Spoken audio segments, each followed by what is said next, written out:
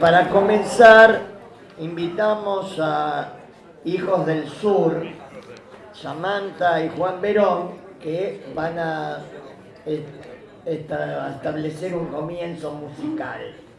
Por suerte me reencontré con este amigo Verón, que hace años que no lo veía, y para mí es un gran gusto que nos acompañe hoy con su hija Samantha.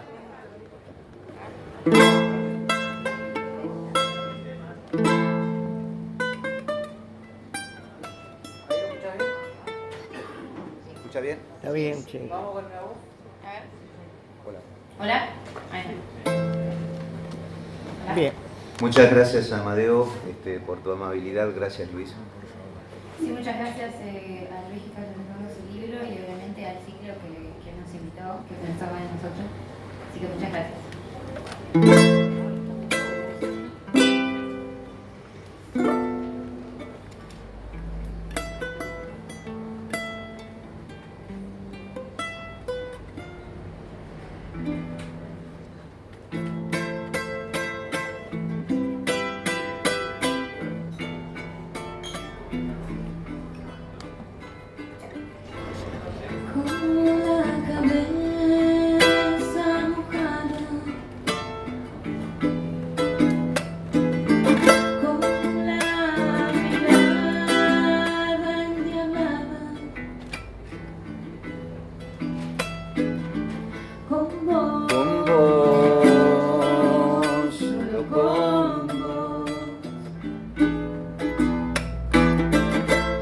Quiero mirar el sol,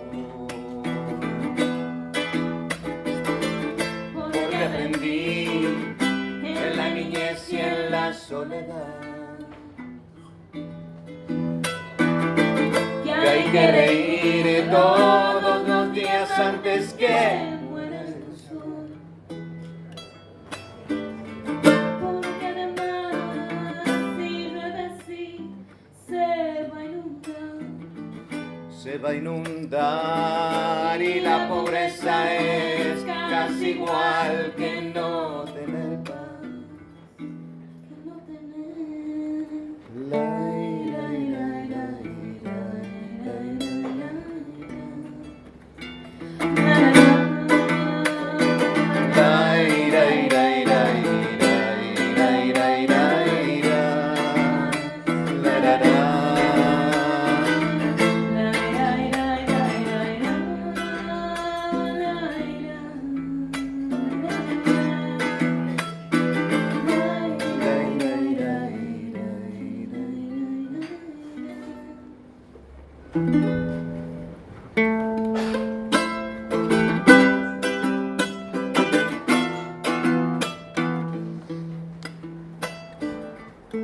El viento trae caricias y busca sonidos tuyos. El amor y el miedo se conocen por latido, porque aprendí en la niñez y en la soledad que hay que reír todos los días antes que muera el sol. Porque además si llueve así Se va a inundar y la pobreza es casi igual que no tener paz. que no tener.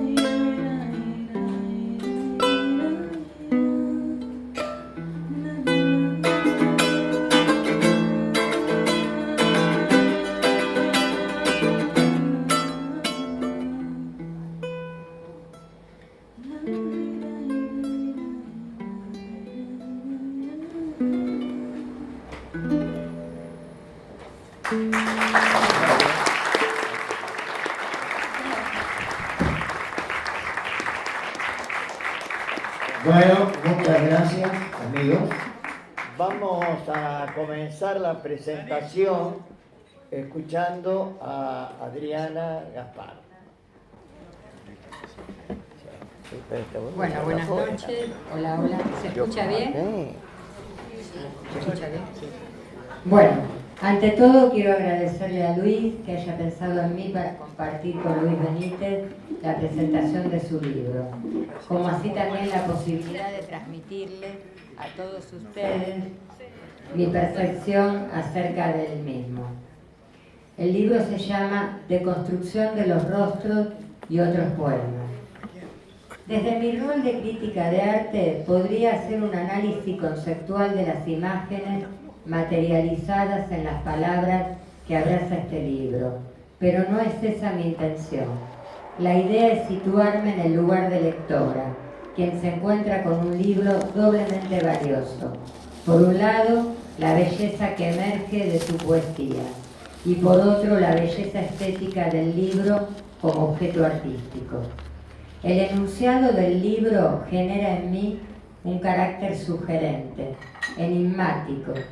Si bien en el campo de lo literario, la deconstrucción se relaciona con el análisis de la estructura que compone el discurso, aquí, a mi criterio, intenta poner al descubierto la identidad de los personajes protagónicos que conforman la primer parte del libro, los procesos dinámicos que los atraviesan a cada uno de ellos, no solo en su vida personal, sino también en esas relaciones vinculares, de amor y desamor, de coincidencias y disidencias, que mantuvieron vivas los protagonistas que Luis eligió. Esos que en la textura de cada página dejaron la frescura de sus aromas. Título e imagen nos reúnen con lo afectivo, aunque también con lo inquietante, casi hasta rozar con lo siniestro. Tres pares de zapatos, obra de Vincent van Gogh, es la pintura elegida por Luis para ilustrar la tapa de su libro. Obra muy poco conocida por quienes no son conocedores del mundo del arte. Si bien el artista realizó a lo largo de su corta vida varias pinturas, ubicando como actores principales a los zapatos, siempre fue un par los que ocuparon la escena de sus lienzos. Aquí son 6 botas o 6 zapatos expuestas ante nuestras miradas. No sabemos si son 3 pares o simplemente 6 zapatos diferentes, los que alguna vez sostuvieron esos cuerpos que posteriormente estuvieron ausentes. 6 botines que velan y develan. El no saber a quiénes pertenecieron me inquieta, me genera angustia. Sus rajaduras me conmocionan. Ese polvo gris que cubre su andar en la vida me remite a la libertad, a esa búsqueda del pintor y del poeta. Cuerpos invisibilizados y zapatos de procedencia desconocida. Este último, con el paso de los años, fue cobrando vida propia. Quizás nunca sabremos si existieron o si tan solo fueron materializados pictóricamente por Van Gogh en pos de su propia historia y la que los rodeaba. Muchas teorías cobraron fuerza en torno a los zapatos pintados por Van Gogh. Por ejemplo, el filósofo francés Derrida creyó contemplar en ellos que eran diferentes entre sí, incluso que pertenecían a distintos pares. Esto provoca aún más escozor. De la imagen emerge un clima poético, sumergido en una profunda carga afectiva. Clima que Luis le otorga a sus poemas. Esto me transborda a pensar el motivo de la elección de esta obra para protagonizar la tapa de su libro. Ambos transitan el mismo sendero, bucear hasta llegar a territorios insoslayables. El poeta, por un lado, intenta abrir el abanico en torno a la vida del pintor. Por otro lado, en la segunda parte del libro, es conectarnos con la vida, con sus recuerdos, con sus historias, que se reescriben con el paso de los años, en la memoria colectiva de sus pares y en la suya propia. Silla vacía. Aquí el poeta, al igual que el pintor, le otorgan al objeto una entidad autónoma.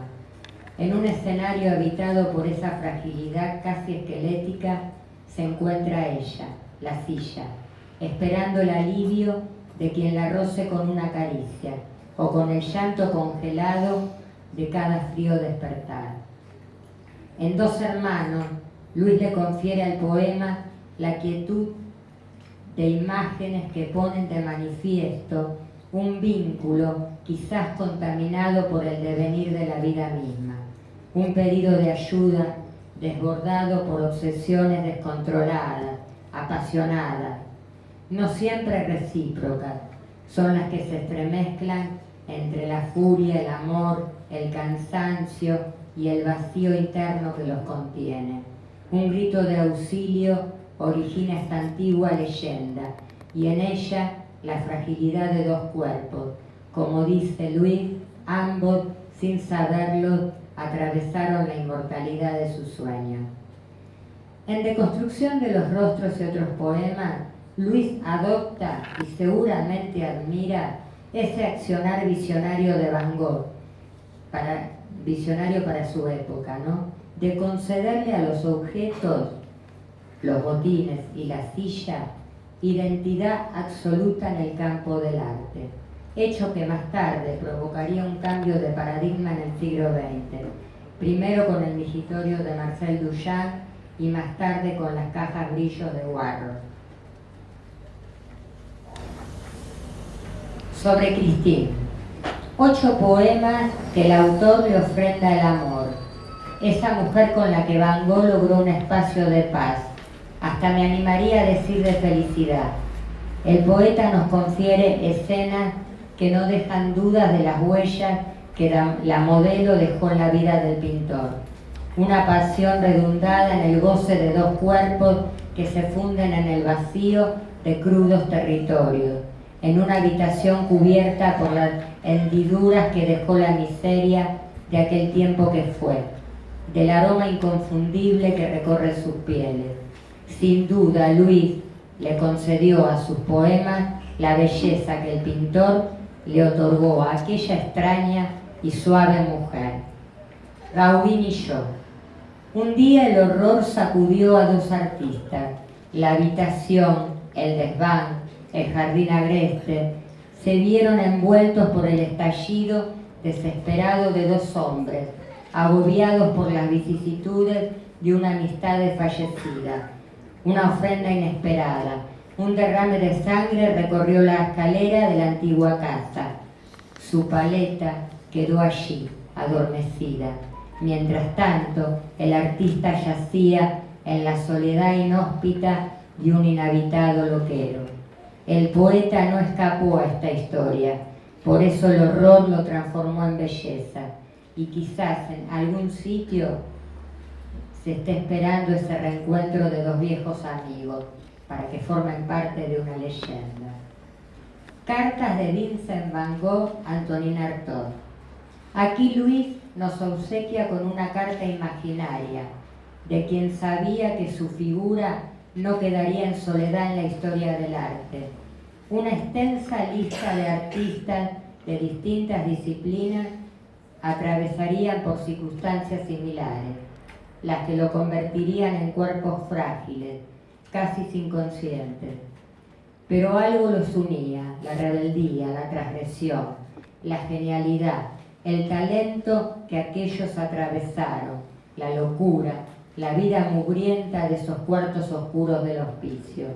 Pero Luis optó por uno, por Antonin Artaud. Él fue el elegido por el poeta. La lucidez, la enajenación y el martirio envolvieron sus almas. El pintor y el escritor sellaron un pacto impensado. Sus obras trascenderían a lo largo de los siglos.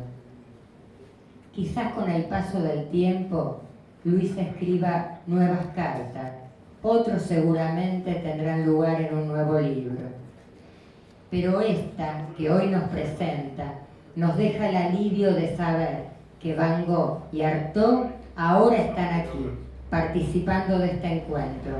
Por unas horas dejaron su orfandad, la oscuridad del sótano que los cobija, la comida agria de sabor a encierro, para estar entre nosotros, quizás compartiendo un vino al lado nuestro, celebrando el nacimiento de estos nuevos versos y de esta carta que los unirá para siempre. Otros poemas, segunda parte. Aquí el poeta nos invita a hacer un recorrido de nuestra historia por su propia historia. Cuestiones filiales, dedicado a su madre, y Sala de espera, están íntimamente ligados a su infancia.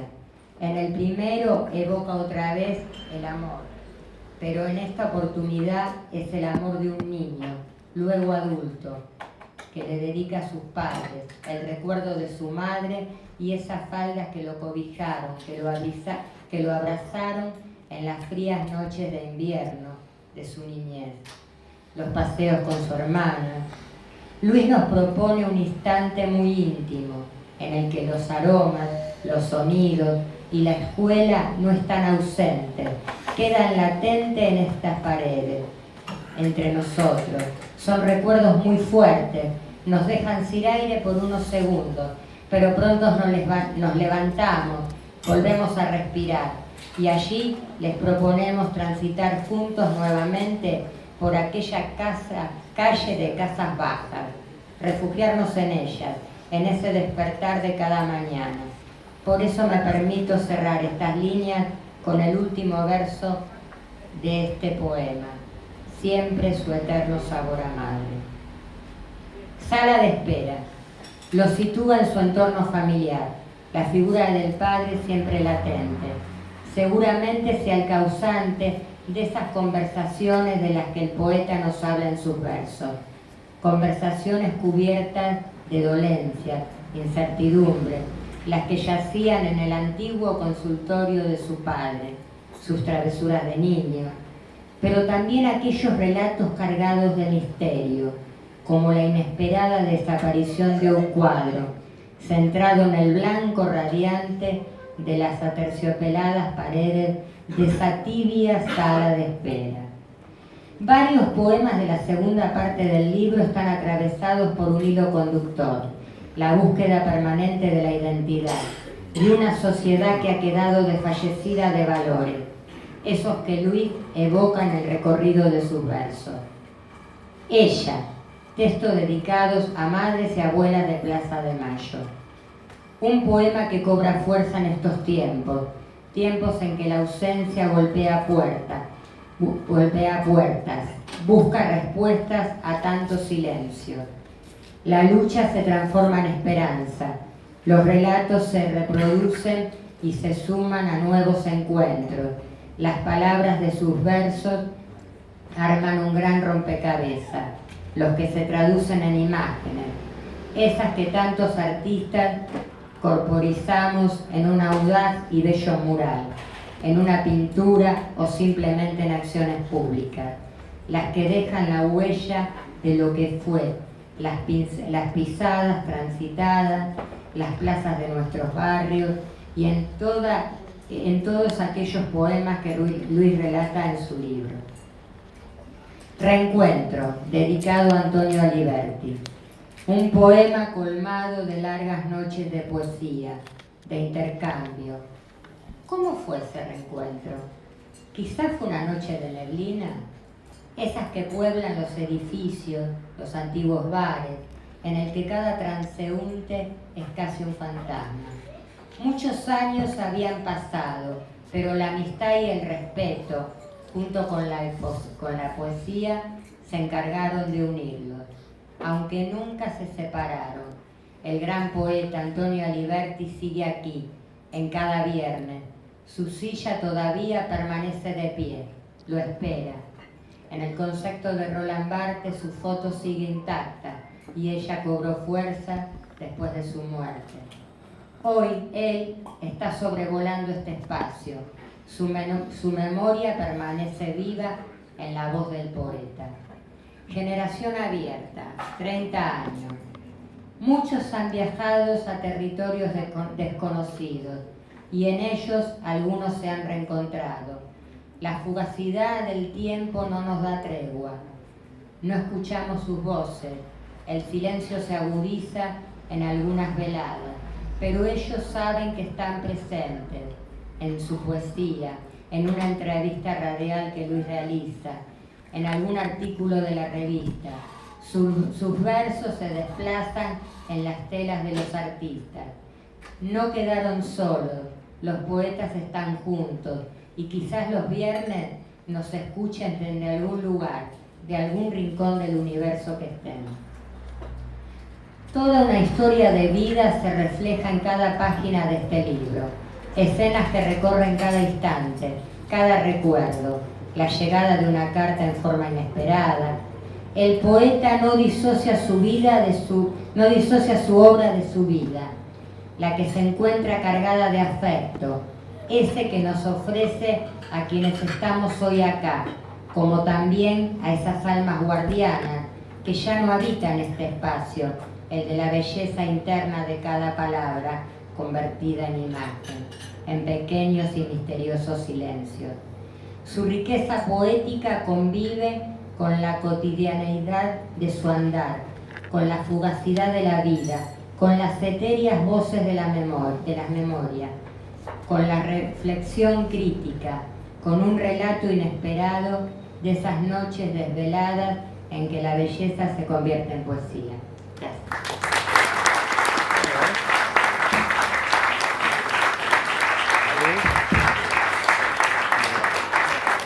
Bueno, muchas gracias Adriana por tan profundo análisis. Vamos a pasar ahora a Luis Benítez, que también va a hablar sobre el libro. Bueno, buenas noches a todos. Como Deconstrucción de los rostros y otros poemas, lo que les voy a presentar se divide en dos partes. La una es una breve consideración sobre el libro en general, y después la segunda parte son 4 jodidas preguntas que le voy a hacer al autor, a ver cómo se defiende de ellas. Los 25 poemas que integran este último poemario de Luis Raúl Calvo están divididos en 2 secciones: Deconstrucción de los rostros, que incluye a 15 de ellos, y la titulada Otros poemas, que suma una decena.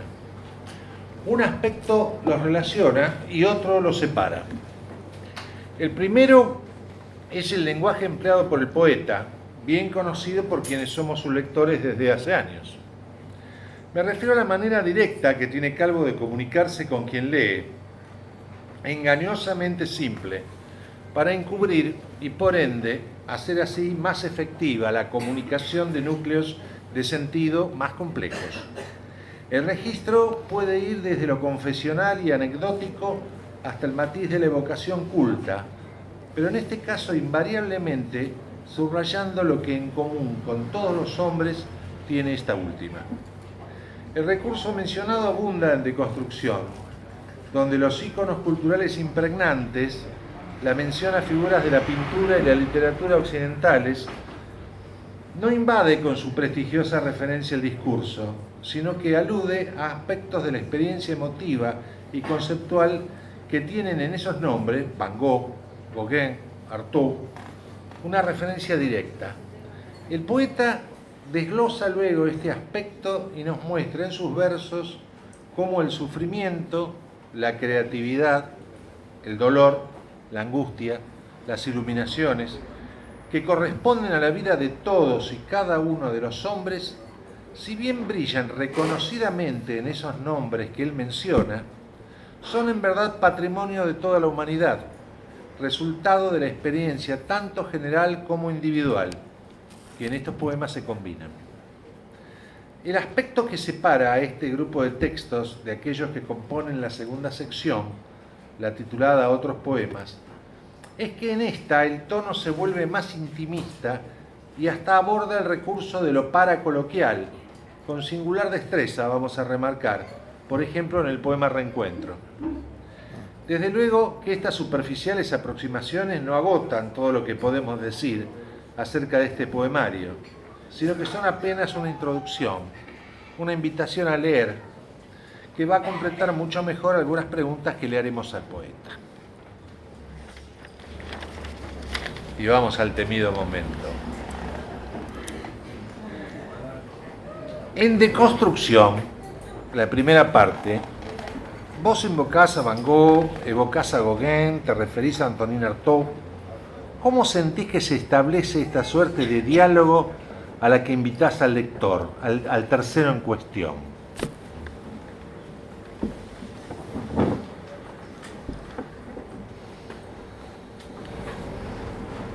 Pensar en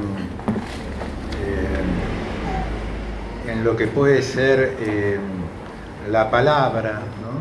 En este caso de Van Gogh, que aparece en algunos de los poemas o a través de la carta a Antonin Artaud, es, como decía un poco Adrián al principio, parte de una ficción, ¿no?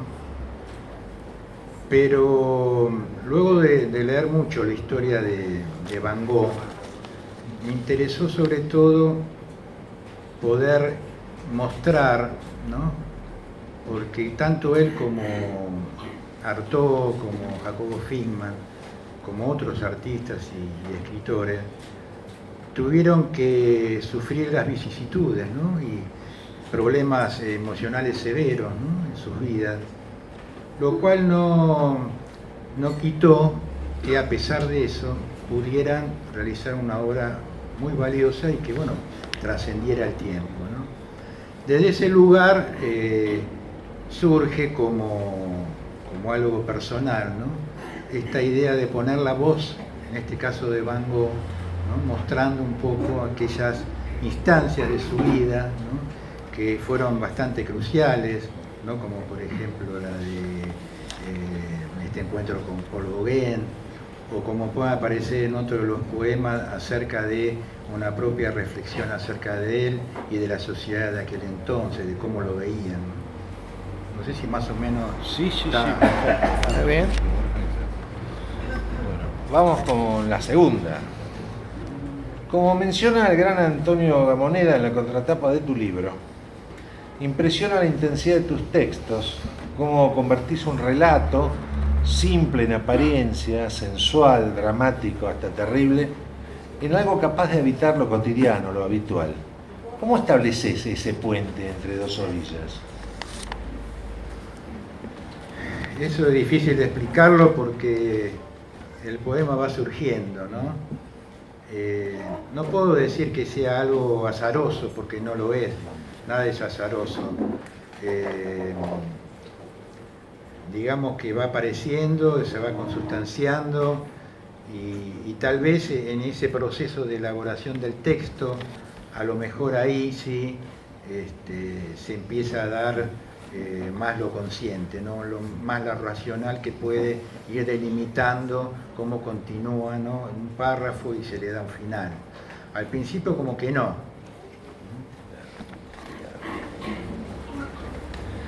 En la segunda parte, otros poemas, reunís textos que se abren como un abanico, donde apelás a asuntos muy diversos, desde lo personal cuando hablas de tu madre, cuando dialogás con Antonio Aliberti, cuando te referís a los 30 años de Generación Abierta, a las madres de Plaza de Mayo, al siglo XXI, a lo que no fue.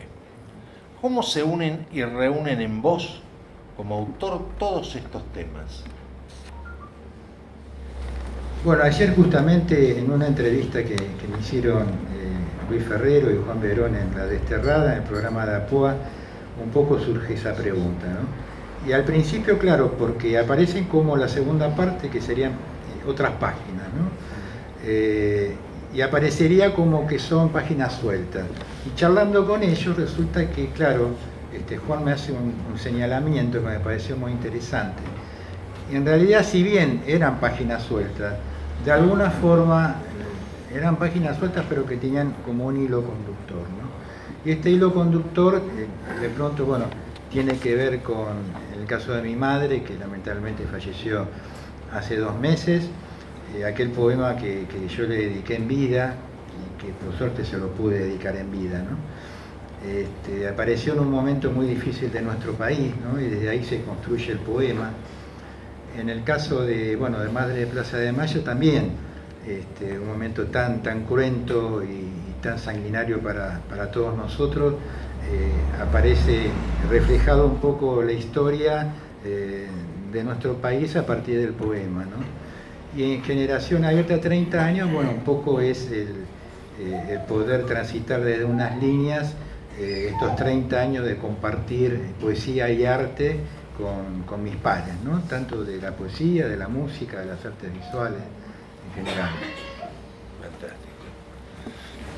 Y ahora, ya desde lo más general, ¿cuáles son para vos las mayores influencias literarias que has tenido para escribir tu obra e ir en busca de una voz propia? Y te diría que son varias, ¿no? Empecé por Bécquer, cuando era adolescente, Proceda, Pedro Salinas, Luis Cernuda. Después, bueno, muchos los poetas italianos, Montale, Quasimodo Ungaretti, Campana, Dino Campana, bueno, poesía argentina. Dos voces muy diferentes, pero que siempre me produjeron algo muy fuerte, Enrique Molina y Roberto Juarroz. Borges desde la poesía, pero también desde el cuento, que trasunta mucha poesía. Viniendo más acá, Coco Madariaga, gran poeta surrealista. Y bueno, Ezra Pound, Eliot, voces estéticamente cada uno con su registro, pero creo que bueno, a lo largo de los años ayudaron a poder tratar de construir una voz propia, ¿no? Ese por lo menos es el intento y el deseo. Fantástico. Bueno, yo te agradezco poder preguntarte estas cosas, porque a lo largo de nuestra relación te he preguntado muchas, pero cada libro es un nuevo horizonte y quería preguntarte este tipo de cosas sobre este libro. Bueno. Te las voy a seguir preguntando, por supuesto, después en privado. Dale, dale. Muchísimas gracias.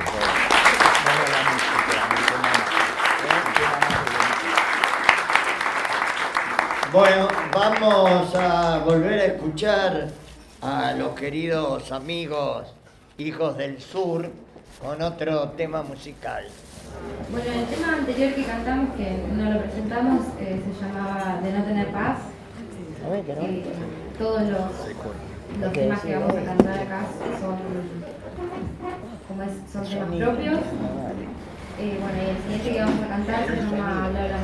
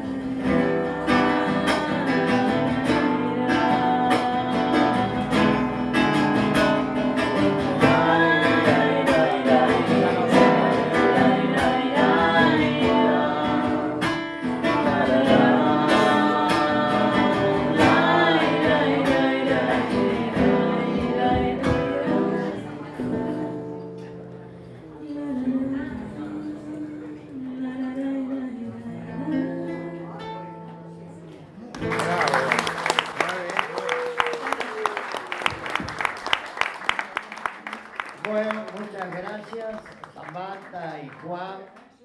Y vamos a cerrar la noche con la lectura de algunos poemas del libro que están a cargo de Juliana y de Luis.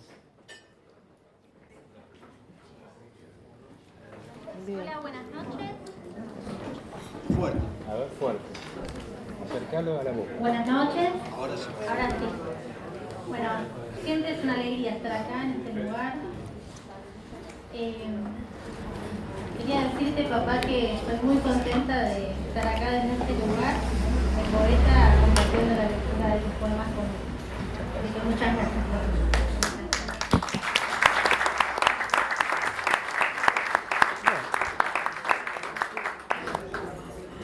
Vamos a arrancar con Dos hermanos.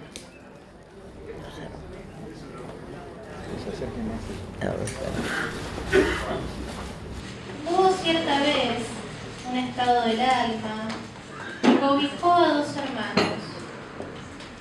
En esa frágil y pétrea unión, sin vanas pretensiones, se marcó un punto de la historia. Uno creó un mundo nuevo, de fantasmagóricas visiones, que el resto de los mortales pareció no ver. El otro, luchando a cuestas con ese derrotero, sostuvo a destajo el delgado hilo del amor. Hubo cierta vez un estado del alma que cobijó a dos hermanos. Un estado capaz de sortear las vicisitudes y violencias que acarrean el destino. Desde el hábil vínculo recluido en el territorio del espíritu, nació una leyenda. Ambos, sin saberlo, atravesaron la inmortalidad de los sueños.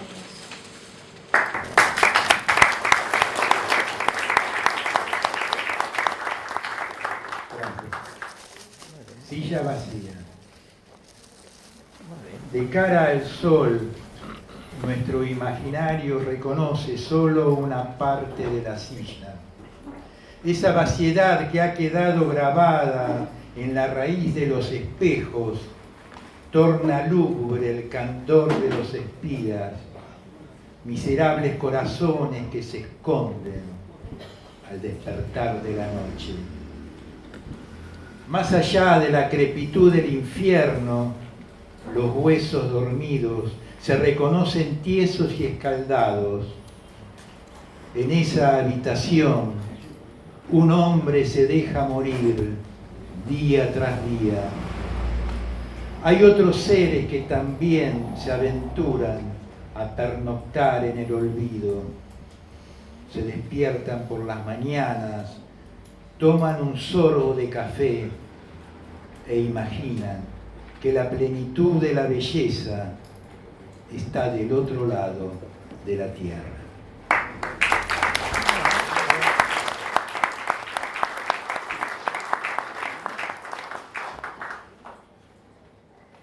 El loco de pelo rojo. ¿Cómo sobrellevar este dolor con la soledad recluida y tantos lugares inhóspitos? Soledad que carcome y arrecia, como un vendaval esta carne mía. ¿Soy acaso el vagabundo errante, el predicador de la luz y del ocaso, el viajero nómade que busca tientas y aloca su lugar en el mundo? ¿Soy todo esto que mi padre detestaba? ¿Cómo recrear sigilosamente esos derroteros y fantasmas imaginados en esos años de infancia, cuando la lápida de mi hermano muerto reflejaba en mi nombre, Vincent, y un escozor recorría toda mi piel ya vencida de pequeño?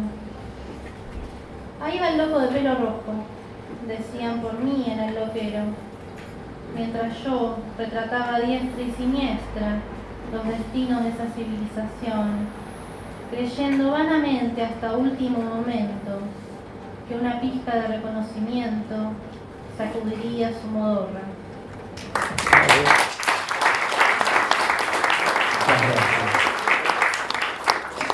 Gauguin y yo. Era él o yo. No había términos medios.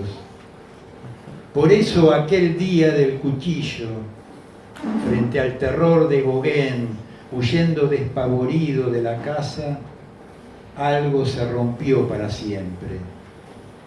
Algo me llevó a dañar mis propios órganos y como ofrenda ofrecérselos a mi enemigo interior, aquel por quien tanto velé en esas horas, minutos y segundos de mi vida en la tan esperada comunidad de los artistas.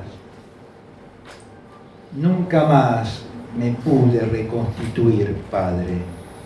Como te decía, algo en mí se quebró eternamente. Y otra vez, una vez más, desfalleciendo en la soledad de este mugriento loquero, reconozco que te he fallado.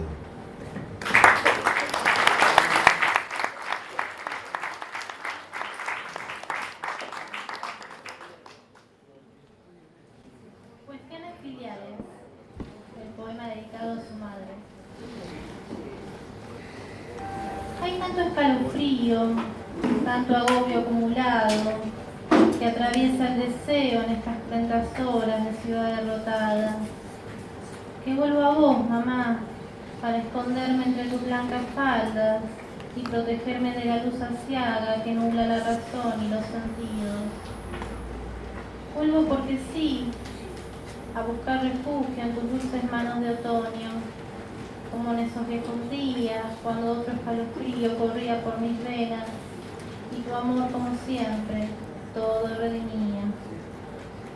Aquel largo camino hacia la escuela, el olor a pan caliente brotando de los fondos de la antigua panadería, los viajes deseados en el hogar con papá y Liliana, en esas calurosas noches de verano, y las paredes de Pujol que guardan por siempre tu eterno sabor a madre.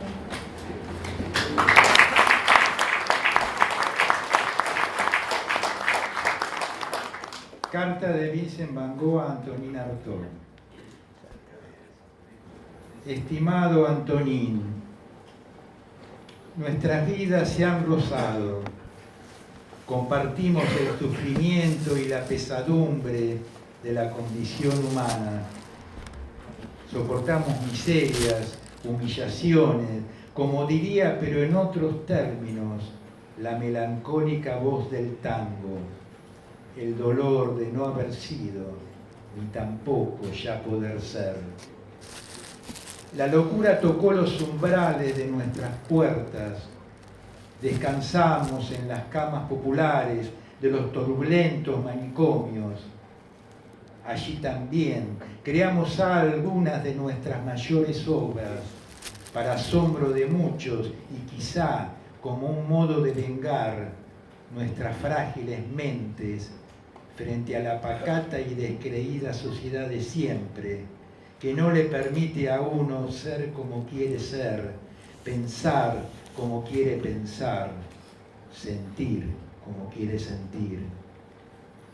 Es cierto, Antonin, estoy en deuda contigo. Frente a tanto desamparo, tú me premiaste con un poco convencional, desenfadado, maravilloso suicidado de la sociedad. Pero trata de recordar algo, por favor.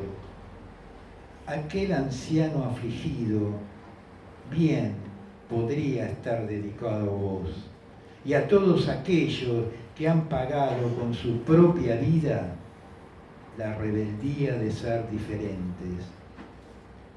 Quiero confesarte algo muy íntimo, porque sé que vas a poder comprenderme. Si me retrotraigo a mi propia historia, veo que cada diferencia de criterios que tuve con mi padre me llevó a ser expulsado de la casa. Cada discusión, cada enfrentamiento desencadenaba mi posterior alejamiento de la familia. Pero sin duda, fue a los 12 años cuando se produjo el primero de ellos, en ocasión de ingresar como interno en la escuela de Sevenbergen, el día que recuerdo como de mayor conmoción, de mayor zozobra, el día de una larga e infinita pena. En una de las cartas a mi hermano Teo, año más tarde, evocaría esta escena. Era un día de otoño, solo, de pie sobre los escalones de la escuela. Seguí con la mirada al carruaje que llevaba a mi padre y a mi madre de regreso al hogar. Se veía a lo lejos el pequeño carruaje amarillo correr entre los prados por el extenso camino mojado por la lluvia y bordeado de árboles enjutos. Gracias por siempre, Vincent.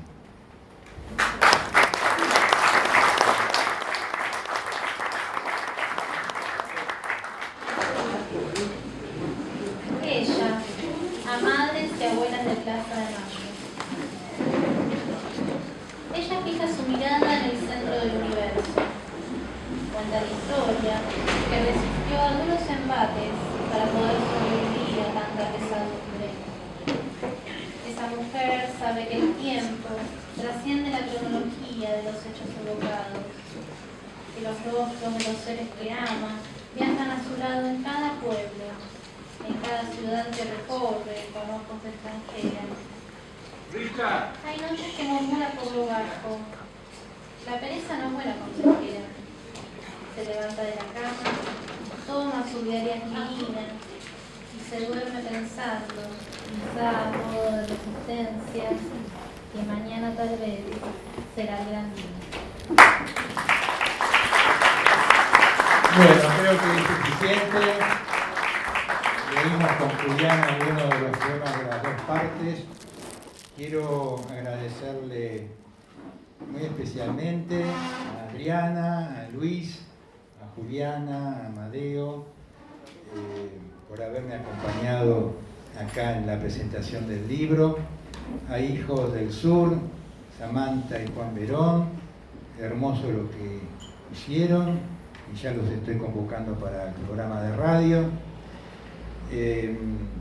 Agradecerle a los compañeros del ciclo Antonio Liberti, Amadeo, Julio, que sabemos que está transitando un momento muy especial, pero los tenemos con nosotros, a Paco, hace tantos años que está, Nora Nardo, María Marta Donet, a los amigos de APOA, con los cuales seguimos construyendo sueños, igualmente que con los amigos de la CEA, que hoy me han acompañado, con algunos de sus representantes, y a todos ustedes, amigos de la cultura, de la poesía, de las artes visuales, de la psicología, de la educación, que frente a tanto frío, a pesar de eso, estuvieron acá acompañándome. A mi hija Romina, que anda por ahí, no sé si está Julie, está Sofía por ahí. En fin, a todos los que, reitero, frente a una noche tan difícil, porque aparte estamos sacudidos todavía con lo de Jorge Pablo Antonio, me acompañaron para este momento tan especial como es para los escritores poder presentar un libro. Así que muchísimas gracias al Café Montserrat. Y bueno, nada más, nos encontramos el 19